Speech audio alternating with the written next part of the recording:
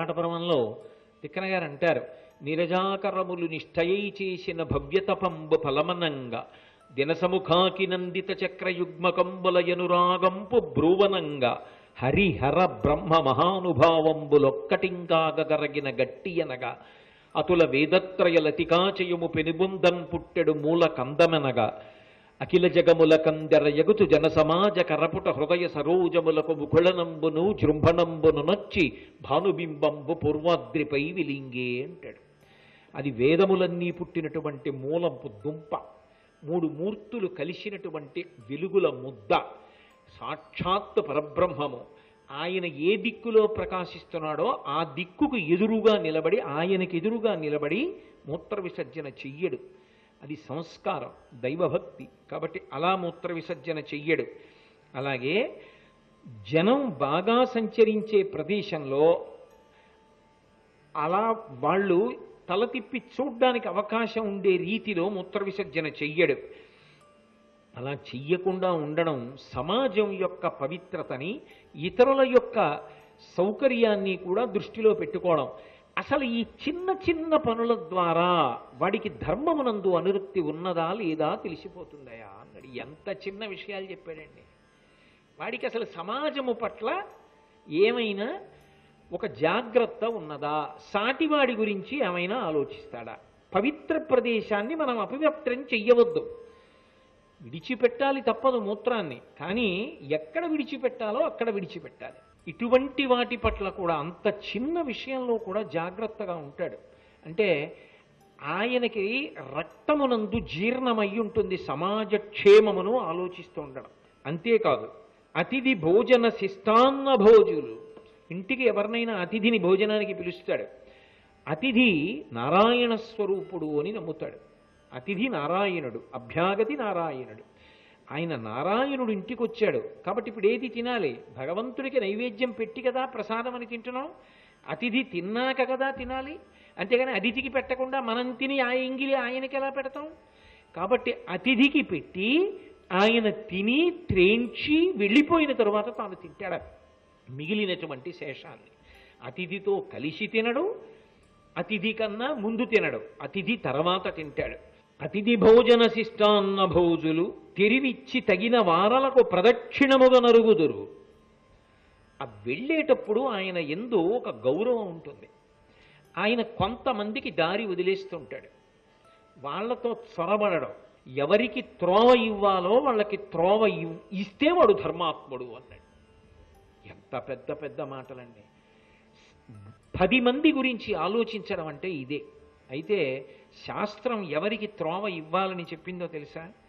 స్త్రీలు ఉన్నారనుకోండి, వాళ్ళని ఇబ్బంది పెట్టకుండా, వాళ్ళు ఏదో చీకటి పడిపోతోంది, వాళ్ళని ఉంచి ముందు వెళ్ళిపోవడం ఇబ్బంది కాబట్టి స్త్రీలు కనబడితే ముందు వాళ్ళని అనుమతించాలి. స్త్రీల పట్ల మర్యాద ఇస్తాడు, చొరబడడం. అంతేకాని వాళ్ళు వెడుతుంటే తాను తోసుకుని వాళ్ళని పక్కకి తోసేసి తాను ముందుకు వెళ్ళడు.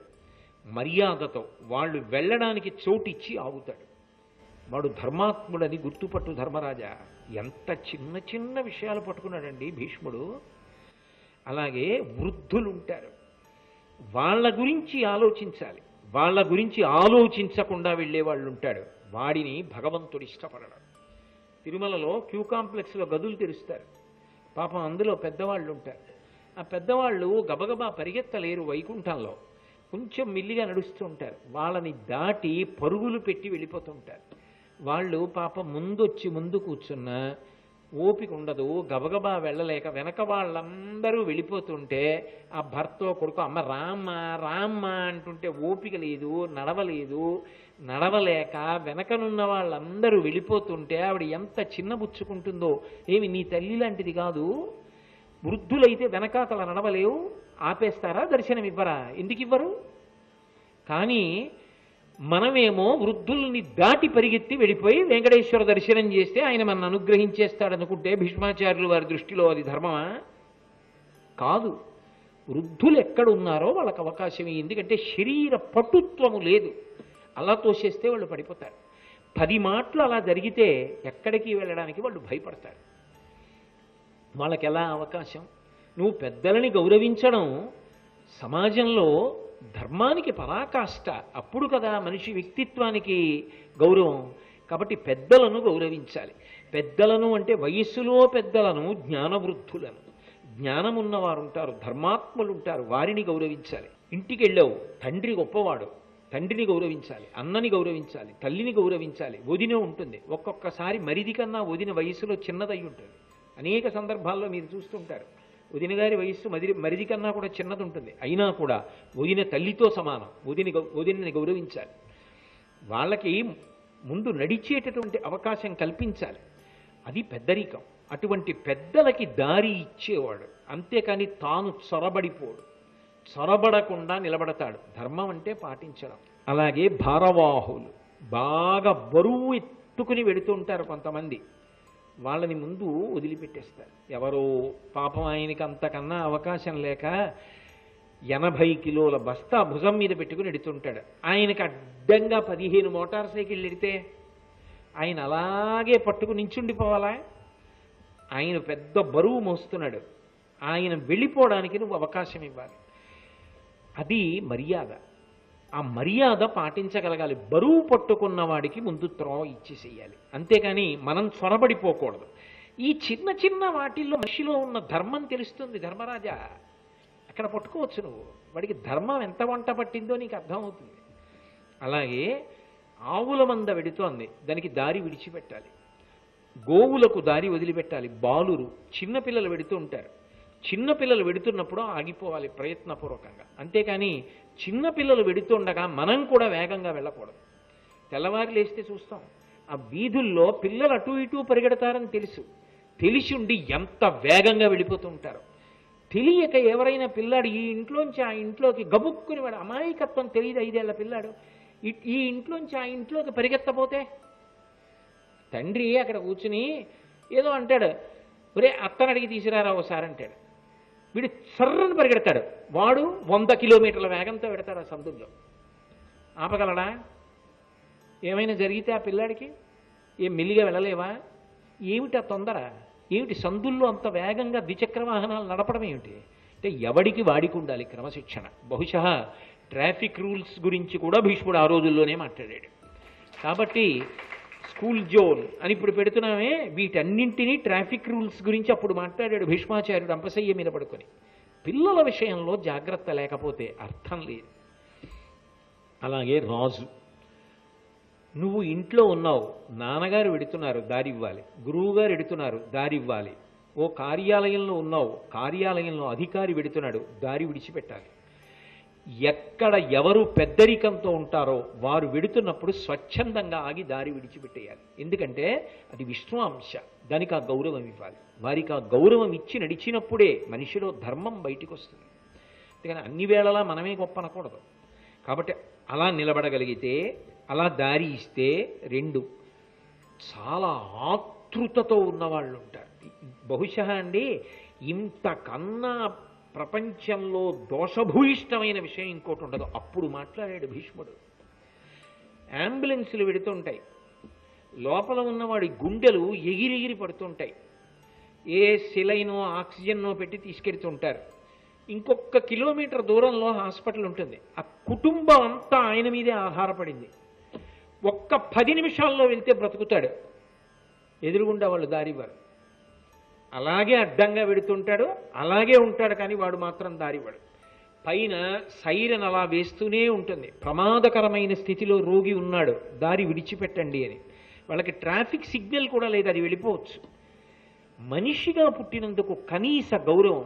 మన సాటి మనిషి వాడెవరో మనకి తెలియదు, కానీ ఆయన భార్య ఏడుస్తోంది, బిడ్డలు ఏడుస్తున్నారు. ఆయన బ్రతకాలని ఎంత తాపత్రయపడుతున్నారో.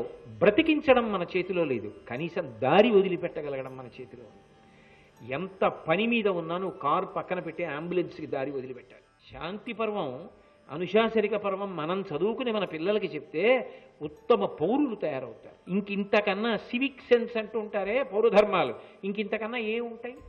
భీష్ముడి నోటి వెంట వచ్చిన ప్రతి పద్యం ఒక్కొక్క కోణంలో ఒక్కొక్కలా మాట్లాడతాడు. అసలు సమాజము గురించి ఆలోచించడం, కేరింగ్ ఫర్ ద సొసైటీ అనేటటువంటి దాన్ని భీష్ముడు ద్వాపర యుగంలో అంపశయ్య మీద పడుకుని చెప్పాడు ధర్మరాజుకి. రాజుగా పరిపాలించడం అంటే, ధర్మం నిలబడడం అంటే ఇది ధర్మరాజా. నీ ప్రజలకి ఇది అలవాటు చెయ్యి, దీని గురించి చెప్పించు, ఇవన్నీ బాగా ప్రజలకు అలవాటు పడేటట్టు చెయ్యి. అది నిజమైన అభివృద్ధి. అది లేకుండా వచ్చిన భౌతికమైన అభివృద్ధి కానే కాదు. కాబట్టి అర్హులైన వారికి దారి విడవాలి, పెద్దలైన వారికి ప్రదక్షిణంగా వెళ్ళాలి. ఎవరు పెద్దలైన వారు? అగ్నిహోత్రం ఉంది, దాన్ని కుడి చేతి వైపు ఉండేటట్టుగా వెళ్ళాలి తప్ప దాన్ని ఎడం వైపు ఉండేటట్టుగా వెళ్ళకూడదు. అగ్ని కనపడింది, ప్రదక్షిణంగా వెళ్ళాలి. వృద్ధులు కనపడ్డారు, ప్రదక్షిణంగా వెళ్ళాలి.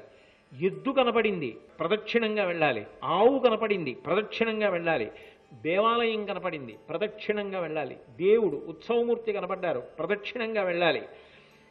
అలాగే గోశాల కనపడింది, ప్రదక్షిణంగా వెళ్ళాలి.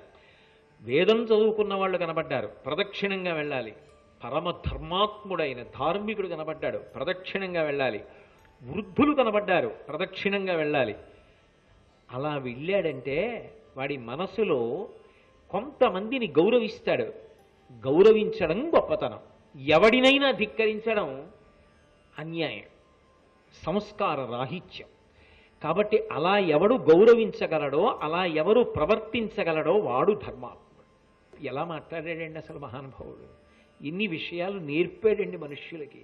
ఇది లేనప్పుడు ఎన్ని ఉపవాసాలు చేశావు, ఎన్ని తులసి దళాలెట్టుకు వెళ్ళావు, ఎన్ని మారేడు దళాలెట్టుకు వెళ్ళావు, ఎప్పుడు స్నానం చేశావు, ఎక్కడ స్నానం, ఏమి ఉపయోగం ధర్మరాజా? మనిషి మనసులో మార్పు రావాలి, సమాజం గురించి ఆలోచించాలి. అది నిజమైన ధర్మం సుమా. అప్పుడు మాట్లాడాడు సమాజ సేవ గురించి. కాబట్టి ఒకటి చెయ్యడం ఇంకొకటి చెప్పడం ఉండవు. సత్యము చెప్తాడు, ఏది చెప్పాడో అదే చేయడానికి ప్రయత్నిస్తాడు, అదే చేస్తాడు. అది రుజుత్వం. అలా ఉంటారు. అలాగే శరణు సొచ్చిన కాతురు. ఎంత తప్పు చేసిన వాడు కానివ్వండి, అయా నన్ను క్షమించండి అన్నాడు అనుకోండి, అంతే, మర్చిపోతాడు, వదిలిపెట్టేసి కౌలించుకుంటాడు. పరమస్నేహ భావనతో ఉంటాడు. క్షమించండి అన్నాడు అనుకోండి, అంతే, ఇక పట్టించుకోడు. అది గొప్పతనం. కాబట్టి శరణన్న వారిని కాపాడతాడు. నిజదార తృప్తులు. తన భార్య యందు అపారమైన ప్రేమ ఉన్నవాడు. గురు వినీతుడు. గురువుగారి పేరు చెప్పేటప్పటికి రెండు చేతులు జోడించి నమస్కరించి గురువుగారి పేరు చెప్పేటప్పటికి నేల మీద పడిపోతాడు. గురువు అంటే అంత గౌరవం ఉన్నవాళ్ళు. అమల హృదయులు. మనసులో కల్మషం దానివల్ల పోతుంది, ఈ ఆచరణ వల్ల. ఈ కల్మషం పోయిన మనసు ఉన్నవాళ్ళు సంతోషం అరగలరు. ఇటువంటి వాళ్ళు ఎవరున్నారో వాళ్ళు సాధు పురుషులు. వాళ్ళు ఎక్కడున్నా సంతోషంగా ఉంటారు. అలాంటి వాళ్ళు ఎక్కడుంటారో అక్కడ కూడా సంతోషంగా ఉంటారు. కాబట్టి ధర్మరాజా, అటువంటి వారు సాధు పురుషులని గుర్తుపెట్టుకో. అంటే ధర్మరాజు గారు ఒక ప్రశ్న అడిగాడు. చాలా బాగుంది మీరు చెప్పింది తాత, కానీ తాతగారు ఇవన్నీ పాటించేవాళ్ళు కొంతమంది ఉన్నారు, కానీ వాళ్ళకి ఏదో రోగం వస్తూ ఉంటుందే, వాళ్ళు బాధపడుతుంటారే శారీరకంగా. అంత ధర్మం పాటించేవాడు, అంత మంచివాడు, ఆయనకి అనారోగ్యం రావడం ఏమిటి? ఆయన దగ్గర ఎక్కువ డబ్బు ఉండదు, ఆయన పెద్ద ఐశ్వర్యవంతుడై ఉండడు, ఏదో రెక్కాడితే కానీ డొక్కాడదు, అలా జీవిస్తూ ఉంటాడు. అధర్మాత్ముడు ఉంటాడు, వాడు దీర్ఘాయుర్దాయం పొందుంటాడు, వాడికి ఆరోగ్యం బాగుంటుంది, వాడు మంచి పటుత్వంతో ఉంటాడు, వాడికి చాలా డబ్బు వస్తూ ఉంటుంది. ఏమిటి తాత ఇది లోకంలో విచిత్రం? మరి ఇంత ధర్మాత్ముడు సంతోషంగా ఉండాలి కదా, మరి ఇంత ధర్మాత్ముడు అలా ఉండకపోవడం ఏమిటి? ఇది ఒకటి నాకు ఆశ్చర్యంగా ఉంది తాత. మరి ఇలాంటి వాళ్ళు చాలామంది దేశంలో బాధపడుతూ కనపడుతున్నారు. సంతోషంగా ఉన్న వాళ్ళు చాలామంది ధర్మాత్ములైన వాళ్ళు కాకుండా ఉన్నారు. ఇలా ఎందుకుంది? అప్పుడు ధర్మ ఫలితం వ్యతిరేకంగా లేదా? అంటే భీష్ముడు నవ్వాడు. నవ్వి, ఒరే నాన్న, విత్తనము లేని అంకురం ఉన్నదా అని అడిగాడు. విత్తనము భూమిలో లేకుండా అంకురం వస్తుందా? మొక్క వస్తుందా? రాదు కదా. విత్తనం ఉంటే కదా అంకురం వస్తుంది. వాడు ఈ జన్మలో ఒకటి అనుభవిస్తున్నాడంటే అది గత జన్మ ఫలితం. అది సనాతన ధర్మమునకు ప్రాణప్రదం. వ్యాసుడు దేవీ భాగవతంలో కూడా ఇదే చెప్తాడు. ఎందుకని అంటే, నరః పరతంత్రాణం పుణ్య పాపానుయోగత, గత జన్మలలో చేసిన పాపపుణ్యములు ఈ జన్మలో ఫలితాన్ని ఇస్తాయి. కాబట్టి గత జన్మలో ఏదో చేశాడు, దాని ఫలితాన్ని ఇప్పుడు అనుభవించేస్తున్నాడు. ఏదో అనారోగ్యం వచ్చింది, డబ్బులు లేవు, ఆ బాధ అలా పడుతున్నాడు. కానీ ఈ జన్మలో చేసిన ధర్మం పోతుంది అనుకుంటున్నావా? ఆయన్ని రెండు రకాలుగా కాపాడుతుంది. ఒకటి, ఈ జన్మలో ఆయన ధర్మాత్ముడైన కారణం చేత ఒకానొక స్థితిలో భగవదనుగ్రహం చేత జ్ఞానం పొందాడో ఇవన్నీ పడుతున్నది శరీరం, ఇది నేను కాదని సాక్షిగా నిలబడతాడు. ఆ స్థాయి అనుకరించేది కాదు. ఆ స్థాయిలో ఉన్నవారు దీని క్లేశము తన క్లేశం అనరిక. కాబట్టి అలా జ్ఞానమునకు వెళ్ళిపోతాడనుకోండి, అప్పుడు శరీర బాధకి సాక్షి. రామకృష్ణ పరమహంసకి వచ్చింది రాచపుండు సాక్షి. వివేకానందుడు శరీరాన్ని సాక్షిగా వదిలిపెట్టేశాడు. మహాత్ములైనటువంటి వారు తమ అనారోగ్యానికి, తమ బాధలకు తాము సాక్షిగా ఉండి దానితో తాదాత్మ్యత చెందకుండా ఇది బాధపడుతోంది అని గమనించి చిట్ట చివర ఇది పడిపోతున్నప్పుడు కూడా ఇది పడిపోతోందని తాము సాక్షిగా ఉండిపోతారు. ధర్మానుష్ఠాన బలము చేత జ్ఞానము కలిగి పునరావృత్తిరహిత శాశ్వత శివ సాయుధ్య స్థితిని పొందేస్తారు. కాబట్టి నేను నీకు ఒక మాట చెప్తాను చూడు. సాధులిందియ విభ్రాంతి సంహరింతురు, అఘము తెలిసి ప్రాయశ్చిత్తమాచరింతురు, అప్రకాశంబుగా ధర్మమాచరింతురు, అఖిల భూత దయాళుత్వం అరగలరు. సాధుపురుషులైన వాళ్ళు ఎప్పుడూ కూడా ఇంద్రియముల యొక్క విశృంఖలత్వాన్ని అరికడతారు. అలాగే పాపకర్మలేవి తెలుసుకుని ఆ పాపకర్మలు చెయ్యకుండా ఉంటారు. తాము ఏదైనా మంచి పనులు చేస్తే దాన్ని చాలా రహస్యంగా ఉంచుతారు. అడగక ముందే దానిని చెప్పరు. అడిగిన తరువాత చెప్పవలసి వస్తే తప్పకపోతేనే చెప్తారంతే. అంతేకాని అసలు తాము చేస్తున్న మంచి పనిని తాము చెప్పరు. అన్ని ప్రాణుల పట్ల విశేషమైనటువంటి దయతో ప్రేమతో ఉంటారు. నీకు ఒక మాట చెప్తాను. అటువంటి వారు, అటువంటి ధర్మాత్ములు అలగు తపములు తొలుమేన కలిగనేని విధికి కొనువచ్చునన్నరు విపుల భోగములు, పురాకృత వృద్ధ సేవల ఫలించు బుద్ధి కలిమియు విద్యల బొలుచుటయును.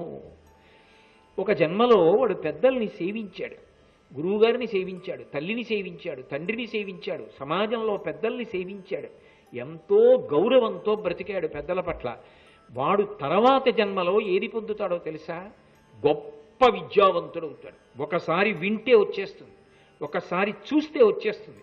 వాడు అంత గొప్ప ప్రజ్ఞాశాలి అవుతాడు. ఎక్కడి నుంచి వచ్చాయో తెలివితేటలు. అందరికీ అలా ఎందుకు ఉండదు? ఒకే తల్లి కడుపున కవల పిల్లలు ఒకే సమయంలో పుట్టినా ఒకడికి ఉన్న తెలివితేటలు రెండో వాళ్ళకు ఉండవు. ఎందుకు ఉండవు అంటే వాడు జీవుడు గత జన్మలలో ఏది చేశాడో దాని వలన అది ప్రాప్తిస్తుంది. పెద్దల సేవ వలన వచ్చేటటువంటి ఫలితమేమి? అపారమైన తెలివితేటలు, విద్యావంతుడు అవుతాడు. జన్మ పరంపరలలో చేసినటువంటి పాపపుణ్యముల యొక్క ఫలితములు సుఖదుఖములుగా వస్తున్నాయి. నీకు ఈ దుఃఖం వద్దనుకుంటే ఇప్పుడైనా ధర్మం చేయి. అంతేకాని ఇప్పుడు ధర్మాన్ని వదిలిపెడితే శాశ్వతంగా సుఖాన్ని ఉంచుకుంటారని మాత్రం అనలేవు, సాధ్యం కాదు. ధర్మమే శ్రీరామరక్ష. అందుకే వినుము, దానంబు తపమును వృద్ధసేవనము అహింసయు నియత కృత్యములు సర్వజనులకి మహాగుణములు మనమునందు దృఢముగా నిలిపినడుపుము ధీరవర్యా. ధర్మరాజా, ఒక రాజుగా నీ ప్రధాన కర్తవ్యం ఏమిటో తెలుసా? ప్రజల బాగోగులు చూచుట అన్న మాటకు అర్థం ఏమిటో తెలుసా? ఇప్పుడు బాగుండడం కాదు, వాళ్ళు ఎప్పటికీ బాగుండేటట్టు చూడాలి అంటే రాజు ధర్మ ప్రచారమునకు పెద్దపీట వెయ్యాలి. వేసి దానం చెయ్యడం, తపస్సు చేయడం, పెద్దవాళ్ల సేవ చెయ్యడం, ప్రాణులను హింస పెట్టకపోవడం, మాటల చేత హింస, మనసులో హింస, చేతల చేత హింస చెయ్యకుండా ఉండడం, ఎవడు చెయ్యవలసిన పని వాడు చెయ్యడం, కర్తవ్యత, నిష్ఠ, ఇటువంటి మంచి గుణములు ప్రజలు స్వచ్ఛందంగా ఎవరికి వారు ఆచరించేటట్టుగా, పూనిక కలిగేటట్టుగా ధర్మ ప్రచారం చెయ్యాలి. చేస్తే వాళ్ళు ఇక్కడా సుఖపడతారు. ఎందుకని? ధర్మావలంబనము చేత ఇక్కడ కష్టం వచ్చినా తట్టుకు నిలబడతారు. ఉత్తర జన్మల యందు ఇటువంటి బాధలు పొందరు. అది నిజంగా ప్రజల యొక్క బాగోగులు చూచుట. ధర్మరాజా, ఇక ఉత్తరాయణ పుణ్యకాలం దగ్గరికి వచ్చేస్తోంది. నువ్వు ఎన్నో అడిగావు, నేను ఎన్నో చెప్పా. ఇక పైన ఉత్తరాయణ పుణ్యకాలం వచ్చాక రా. ఆ వచ్చేటప్పుడు నా అంత్యేష్టి సంస్కారానికి నేను వెళ్ళిపోతాను కాబట్టి, నేను వెళ్ళిపోతానంటే శరీరం వదిలిపెట్టేస్తాను కాబట్టి ఉత్తరాయణంలో, అప్పుడు నా శరీరాన్ని దహనం చేయడానికి కావలసిన సంభారములన్నీ పట్టుకుని రా అని పరోక్షంగా ఆజ్ఞాపించాడు. బహుశः నాకు తెలిసినంత వరకు వాంగ్మయంలో ఒక ఊరు వెళ్ళేవాడు ప్రయాణానికి పెట్టె సర్దుకున్నట్టు, ఏదో ఒక అవసరమైన వస్తువుని ఎవరినో తెమ్మన్నట్టు, తాను ప్రాణం ఉత్తరాయణంలో విడిచిపెట్టాలనుకున్నాడు కాబట్టి ఆ ముహూర్తానికి కావలసిన పదార్థాలన్నీ పట్టుకొని ధర్మరాజు గారిని ఆజ్ఞాపించి పంపి ప్రశాంతంగా అంపశయ్య మీద పడుకున్నవాడు భీష్మాచార్యుడు ఒక్కడే.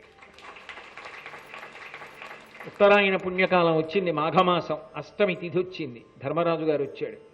వచ్చి ఒక మాట అన్నాడు, అనగా వచ్చితి ధర్మనందనుడా ప్రణతి ఆచరించదా, నా పలుకు అవధరింపనవసరంబేని విను సమయంబు మార్చి అగ్ని మొదలుగా తేతగు అట్టివాని తెచ్చితి ఋత్విజుల్ వచ్చిరి హరియు నీ తనయుడు ధృతరాష్ట్రుడును సమస్త బంధులు కల మహీపతులు విప్రులు పౌరుజనులు ఏతించిరి సదయహృదయ వీరి చూడుము కొనువిచ్చినావుడు అన్న ఆ మహాత్ముండు అందర చూచి ఈ నృపాలు కేలు తెమల్చుచు మెలుచేసితి దైవయోగంబు కాదే నీ ఒదవుటరయ మనుజనాథ మాఘమాసంబు శుక్లపక్షంబు నామమున సంప్రమోద మావహిల్ల చేసెనని అభినందించి అతనికి అధిక హర్షమావహించే.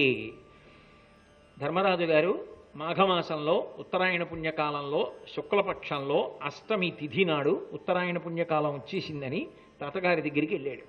వెళ్ళి తాతగారి పాదములు పట్టి నమస్కారం చేసి ఆయన కళ్ళు తెరిచాడు.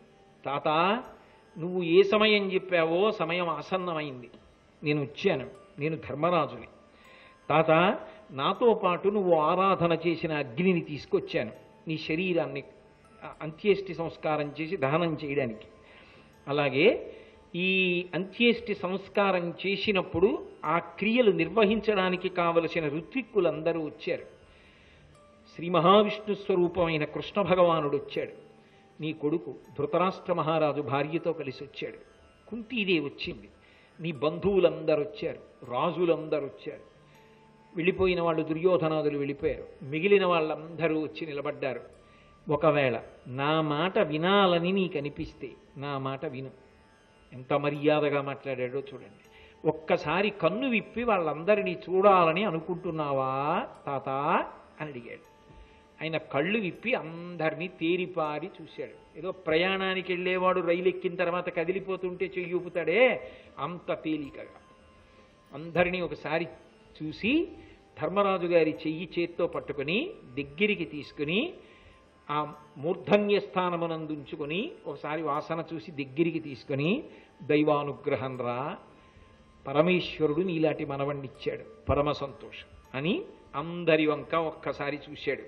చూసి ఓ మాఘమాసం శుక్లపక్షం అష్టమి వచ్చేసిందా అని ఆనందపడిపోయాడు. నేను ఇందాక భగవాన్ రమణుల గురించి చెప్పానే, తాను శరీరం వదిలిపెట్టేయవలసి వస్తే జ్ఞాని అంత సంతోషంగా వదిలిపెట్టేస్తాడు. ఆయనకి శరీరం అస్థిరం, ఆత్మ శాశ్వతం. నష్టం ఎవరిది? ఇక పైన అలా చెప్పేవాడు లేడు. శరీరము వెళ్ళిపోయిందా ఇక అలా మాట్లాడేవాడేడి? అది కృష్ణ భగవానుడు చెప్పింది. ఒక్కసారి భీష్ముడు లాంటి గురువు వెళ్ళిపోయాడా ఇక చెప్పేవాడు లేడు, అందుకు విను వెళ్ళి అన్నాడు. కాబట్టి పరమ సంతోషంతో ఓ మాఘమాసపు అష్టమి వచ్చింది ఆనందపడ్డాడు. ధృతరాష్ట్రుణ్ణి దగ్గరికి పిలిచాడు. నువ్వు చేయగలిగిన ధర్మం నువ్వు చేశావు. వ్యాస భగవానుడు ఎప్పుడూ నీకు మంచి మాటలు చెప్తూనే ఉన్నాడు. నీ కొడుకు దుర్యోధనుడు వినలేదు. జరగవలసినటువంటి నష్టం జరిగిపోయింది. దుర్యోధనాదులు మడిసిపోయారు. ఇప్పటికైనా నీ కడుపున పుట్టిన బిడ్డలే పాండవులని అనుకుంటే నువ్వు సంతోషంగా వాళ్లతో కాలం గడపగలవు. వీరిన్ పరిపాలింపుము వీరల శుశ్రూష చిత్తవృత్తి ముదమునన్ కూరగా ధర్మసుతినిపై కారుణ్యము కలిగి పనులు గరపము నిమ్మిన్. వాళ్ళని పరిపాలన చెయ్యి, చక్కగా వాళ్ళకి మంచి మార్గం చూపించు. నా కొడుకులు అనుకో, దగ్గరికి తీసుకో, వాళ్ళకి మంచి మార్గం చూపించు. పెద్దవాడివై పెద్దరికాన్ని వహించి ఉత్తముడిగా హాయిగా శేష జీవితాన్ని గడుపు అన్నాడు. అని ఒకసారి బంధువులందరి వంక చూశాడు. చూసి కృష్ణ పరమాత్మ వంక చూశాడు. చూసి రెండు చేతులు కైమోడ్చాడు. నమస్కారం చేసి, ఓ కృష్ణ వాసుదేవ జీవాత్మక దేవవంద్య శంఖచక్ర గదా పద్మములను ధరించినవాడా అంటే అక్కడ రెండు చేతులతో కనపడుతున్నా ఆయనకి తత్వత విష్ణుస్వరూపంగా దర్శనమిస్తున్నాడు. అటువంటి వాడా నీకు నమస్కారం, నాకు దారి చూపించు అని.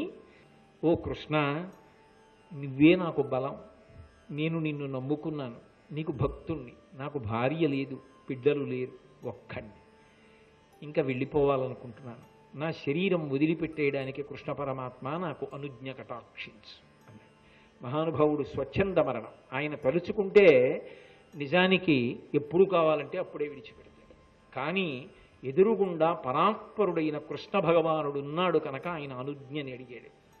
ఎంత మర్యాద పాటించాడో చూడండి.